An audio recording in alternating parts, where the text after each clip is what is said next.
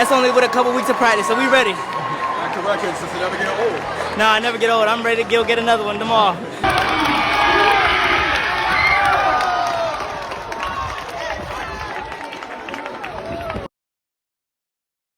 In the quiet streets of Chesapeake, Virginia, a legend was quietly forming.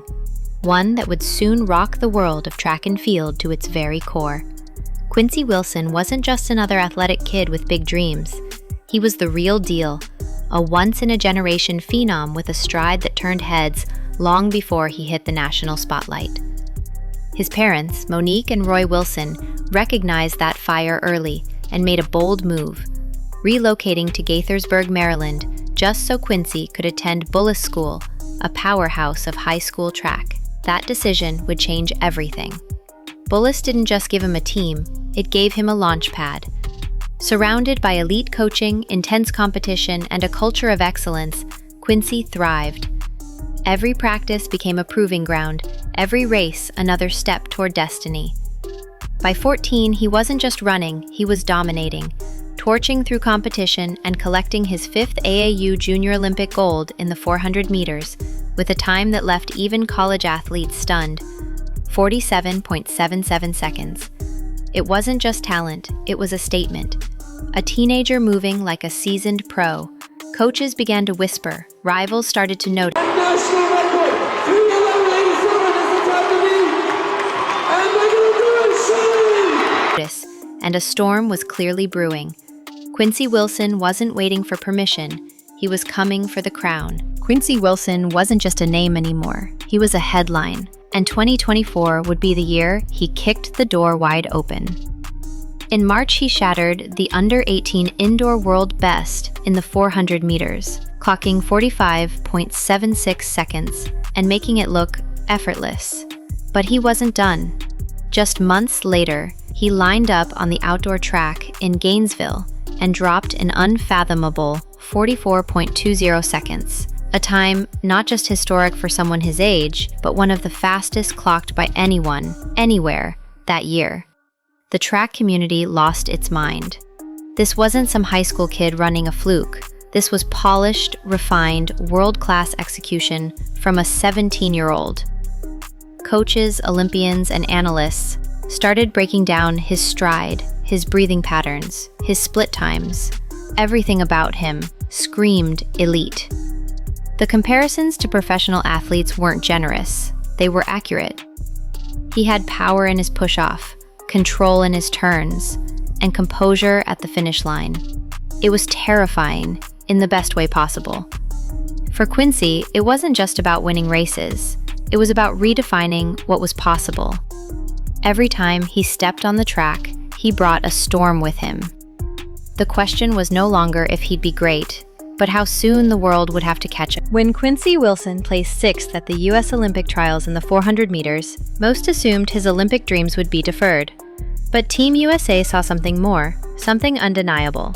In a stunning turn, they selected the teenager for the men's 4x400 meter relay team, launching him from high school track straight onto the global stage.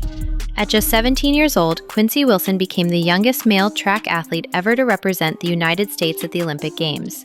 And when it mattered most, he showed why he deserved that spot. Running the opening leg in the heats, he faced the pressure of the world and didn't flinch. He held his ground, pushed through nerves, and helped secure the team's place in the final. Though he didn't run the championship race, Olympic rules guaranteed that any athlete who contributed in the heats would earn a medal if their team medaled, and Team USA took gold. Just like that, QuincyWilson wasn't just a rising star. He was an Olympic champion before even finishing high school. The moment was electric. The medal hung heavy around his neck, not from weight, but from meaning. It was a message to the world. Quincy wasn't coming. He had arrived. Fame hit QuincyWilson like a lightning bolt. But instead of getting burned, he turned it into fuel. Post-Olympics, his name trended globally. Interviews poured in, highlight reels dominated timelines, and celebrities, yes, even Jay-Z, reached out to meet him. For most teens, that kind of attention would be overwhelming, but not Quincy. What sets him apart isn't just his physical speed, it's his mental composure. He speaks with clarity, moves with purpose, and carries himself like someone twice his age. He doesn't brag about medals or chase a spotlight. Instead, he uplifts his team, credits his coaches, and mentors younger athletes. He answers DMs from aspiring runners, speaks at youth clinics, and constantly reminds people this isn't just about him. He's building something bigger. Balancing AP classes with global fame, Quincy is more than a track star. He's a blueprint. His humility is rare, his focus even rarer. He trains for what's ahead, not what's behind. And that mindset makes him more dangerous than any stopwatch can measure. For him, legacy isn't just about records, it's about impact. And with the world watching, Quincy's already showing he can carry the weight of history with the grace of a champion. Just when sprint fans were still recovering from Quincy's explosion, another name lit up the scoreboard: Tate Taylor. On May 3rd, 2025, at the UIL Class 6A State Championships in Austin, Texas, Taylor did the unthinkable. He clocked a win-legal 9.92 seconds in the 100 meters, smashing the national high school record and sending shockwaves through the sport. It wasn't just fast, it was world-class. For context, only a handful of juniors have ever broken the 10-second barrier, and none had done it in high school competition under legal wind. Christian Miller had just set the previous record at 9.93 weeks earlier, and that was supposed to stand for years.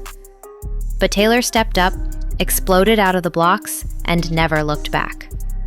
His form was pristine, his focus unshakable, and the moment, historic. Analysts couldn't believe it. A high school junior running times that would qualify for Olympic semifinals? It was as if someone pressed fast forward on his development. Tate Taylor wasn't just racing against his peers, he was chasing history and catching it. The sport had found its next lightning bolt, and the clock confirmed what everyone in Austin had just witnessed. A new era had officially begun. And while the world fixates on young stars rising, a familiar voice echoed from the past with a confession no one expected. Usain Bolt, the fastest man in history, admitted something deeply human. He wishes he had never retired so soon. On Colin Jackson's Go Wild podcast, Bolt opened up like never before, revealing that the thrill of competition still calls to him. "I miss it," he said. "I used to complain about traveling, but now I'd go 4 more years if I could."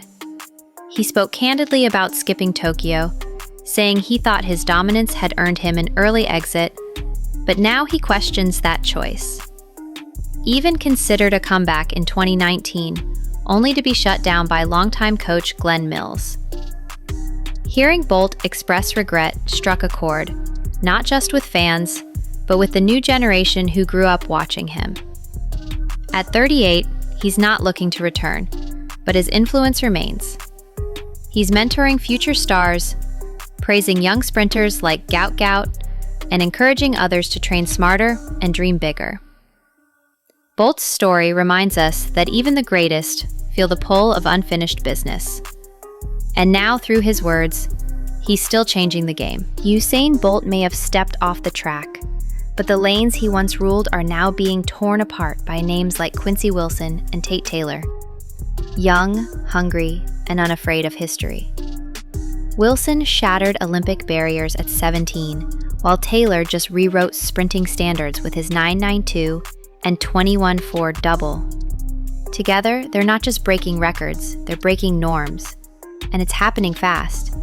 This is a passing of the torch, but not in silence. It's a roar. Bolt's legacy isn't fading, it's evolving. The kids he inspired are now the ones setting new benchmarks. Quincy, with his humility, leadership, and gold medal legacy. Tate, with his fire, confidence, and absurd range. It's no longer a matter of, will they be great? They already are. And with 2028 on the horizon, these teens are turning into threats, real contenders. While Bolt focuses on mentorship, family, and business, the future he helped build is unfolding in real time. We are watching a new sprinting dynasty emerge, fueled by fearless youth and guided by the shadow of greatness.